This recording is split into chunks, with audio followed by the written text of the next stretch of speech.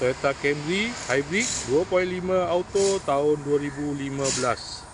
Kereta dah cantik, cat dah baru, condition semua okey lagi, tak ada masalah. Kereta ni hanya boleh loan kredit dan loan kedai sahaja. Kalau nak beli cash pun boleh.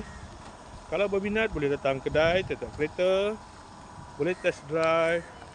Kereta ni accident free, boleh jalan jauh, tak ada masalah. Jom kita tengok bahagian dalam. Kereta ni ada waranti 1 tahun. Dalam masih cantik lagi, leather seat.